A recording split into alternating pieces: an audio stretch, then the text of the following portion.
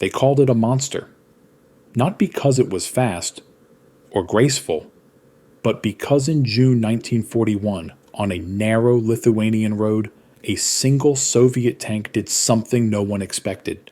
It stopped an entire German spearhead dead in its tracks. Years later, a German officer would admit something that still sounds like disbelief. There were practically no means of eliminating it. For nearly a full day, maybe longer, one tank turned the Wehrmacht's lightning war into something painfully ordinary: a traffic jam. The story of that lone KV near Raseiniai is where the unstoppable war machine learned it could be stopped. And it starts with a truth the maps never show: speed is fragile. Summer 1941. Germany's invasion of the Soviet Union runs on one word: momentum. Operation Barbarossa kicks off on June 22nd, and the German army does what it does best: strike hard, punch through, keep moving. The Panzers don't just win battles, they dissolve borders. Tanks thunder forward, infantry follows, radios crackle with confident orders. The whole plan depends on overwhelming the Soviets before they know what hit them. But here's the thing about lightning warfare that nobody talks about. A Panzer division isn't just tanks. It's fuel trucks, ammunition columns, field kitchens, repair teams, medical vehicles, an entire city on wheels. When that rolling city slows down, your spearhead becomes a blade with no handle. Late June, near the Lithuanian town of Raseiniai. The ground's damp, roads are narrow. Forests and marshes don't care about your brilliant tactics. The Germans are pushing for the great rivers that guard the road deeper into Russia. The Soviets, caught completely off guard, throw whatever they have into desperate counterattacks. Their coordination's a mess, communications are falling apart, and German planes own the sky. But then something new rolls into view, something the Germans have barely seen before: a KV heavy tank. German crews are used to knocking out lighter armor and pushing past resistance. The KV, different beast entirely. Sure, it's slow. Maintenance nightmare. Can be blind in the wrong terrain. But its armor is so thick that in 1941, most German anti-tank weapons just bounce off. And around Raseiniai, that problem becomes one of the strangest little sieges of the entire invasion. Because this KV doesn't just fight the enemy, it blocks the war itself. Imagine this, not as some grand battle, but as a bottleneck. A road cutting through swampy ground where trucks can't just drive around. Forest pressing in from both sides, smell of wet earth and diesel exhaust. Nearby, there's a river crossing and a bridge that suddenly matters more than any strategic plan. German units have pushed ahead, fast and aggressive, exactly like they're trained.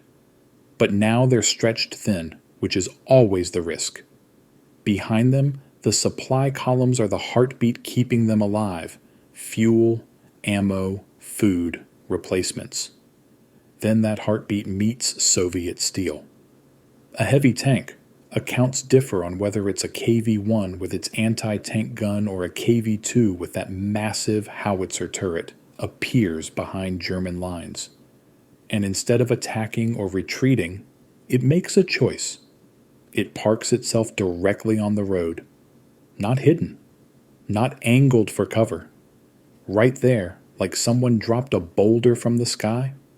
The first Germans to reach it aren't even combat troops. They're supply drivers expecting danger up front where the fighting is, not here on the supposedly secure supply route. Then the gun fires. A truck explodes. Another stalls. What was minutes ago a routine supply run becomes smoke, screaming, and burning fuel. The battlefield just moved. Not to the front line, to the supply line. That's what makes this so critical. This tank isn't just shooting, it's strangling. It found the artery, and if you can't move the artery, the whole body stops. What happens next? That's where the story goes from dramatic to almost unbelievable. The Germans respond like professionals. They try to kill it, and at first, they can't. Standard procedure: bring up the anti-tank guns, German crews roll them forward, take aim from what should be a safe distance, and fire. The shells hit and, by every account, just bounce off. Some leave scratches that look almost insulting. This is the moment German confidence cracks a little. Because up until now, the rule's been simple. Hit a tank enough times, it stops being a tank. But here's this Soviet machine calmly teaching them their rules don't apply anymore. So they escalate. More guns, different angles. They try again and again. The tank just sits there, still blocking the road, still firing when it wants to, picking targets with unnerving patience. Eventually they bring in their ace, the 88mm gun. Famous as anti-aircraft, but already legendary as a tank killer. One of the few weapons that can reliably punch through heavy armor. They start positioning the 88. Now picture this. The Soviet tanks watching the road. The 88's not small, takes time to move, set up, camouflage. The crew's working fast, exposed, because if they can get this shot off, the problem's solved. But the Soviet tank doesn't panic. It waits. Then it fires first. The 88's destroyed. Crew hit. The weapon meant to kill the monster is smashed before it can even shoot. That's when the Germans realize this isn't just armor. This is a crew that knows exactly what it's doing. This isn't a roadblock. It's a hunter. So what do you do when you meet a machine you can't easily kill? One that's cutting off everything your forward troops need. You do the one thing you can't afford in a lightning war. You stop. You gather. You improvise. You devote precious, bleeding time to solving one tank. And the Germans don't just fail once, they fail repeatedly. Zoom out for a second. A Panzer force can fight through a lot, but not without fuel, not without ammunition, not without medevac. That's what a blockade does, turns victory into a slow-motion emergency. Wounded can't be evacuated. Supplies don't arrive. Guns fall silent, not because they're destroyed, but because they're empty. Engines stop, not because they're broken, but because they're dry. In the opening days of Barbarossa, German speed demands constant material flow. Break that flow, and the advance becomes fragile. This one tank isn't winning a grand battle, but it's doing something that changes everything locally. It's forcing a mechanized army to act like it's lost its legs. As hours pass, it becomes more than tactical. It's psychological. Every German crew that fails to kill it gets the same message, loud and clear. The Soviet Union has weapons you didn't plan for. And sometimes, you can't just push through. Night falls. Changes everything. In daylight, Germans can see clearly, judge angles, coordinate fire. At night, it's intimate. A contest of nerves. German engineers start creeping toward the tank with demolition charges. Imagine the tension.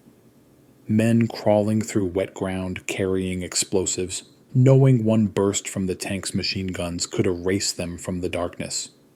They get close enough. Place charges near the tracks. The explosion rips through the night. Metal screams, track links shatter and twist. And yet, the tank's still there, still blocking the road, still refusing to quit. Think about what's happening inside that KV. The crew's trapped in heat, fumes, noise, air tastes like oil and gunpowder. Every impact's a hammer blow. Every explosion's a punch. They can only see slices of the battlefield through narrow vision ports. And still, they stay. They don't abandon the tank. Don't slip away into the forest. They remain inside a steel box everyone's trying to turn into their coffin. Why? Because the tank isn't just their vehicle, it's their mission. And whether they fully understand it or not, By simply staying put, they're doing something the Soviet army desperately needs in those chaotic first days. They're buying time. Time's currency in war, and in June 1941, the Soviets are broke. They need minutes and hours to regroup, form new lines, pull back units about to be surrounded. One tank can't save an army, but one tank can steal hours from an enemy built on speed. The Germans feel those hours slipping away. They change tactics. Try to isolate the tank, cut off any supplies reaching it. They ring the area, tighten the cordon, try to starve it, try to silence it, try to wait it out, and still it doesn't move. At some point, this stops being a simple battle. It becomes a duel between an army and a single crew, and the army decides to end it with trickery. The final solution isn't just firepower, it's misdirection. The Germans stage an attack from multiple directions, armor and guns drawing the tank's attention, forcing the turret to rotate, forcing the crew to focus on immediate threats. The Soviet tank responds as it has all day, with controlled violence. It fires at what it sees. And while its attention's pulled, the Germans maneuver another 88 into position behind it, where the tank can't easily bring its gun to bear. The 88 fires. This time it's different. The shots hit with new authority, impacts that don't just scar, they punch through. Penetrations, fires inside. And finally, after hours of frustration and lost men, the monster falls silent. Some versions include close quarters finishing, soldiers approaching under cover, grenades through openings, the grim final seconds. War's endings rarely come clean. What matters is the outcome's not quick, not easy, expensive. One tank forced the Germans to concentrate serious resources, engineers, armor, artillery, that crucial 88, just to clear a single road. For a fast-moving invasion, that's a wound. Did a single tank really stop an entire German division? Here's the honest answer. It didn't freeze every unit like magic, but it stopped what mattered most. It severed the supply route to a forward task force and disrupted the flow of everything that made the advance possible. It forced part of the German formation to pause and solve a problem they hadn't planned for. And in June 1941, pauses were deadly. Barbarossa wasn't just about winning battles. It was about winning them on schedule.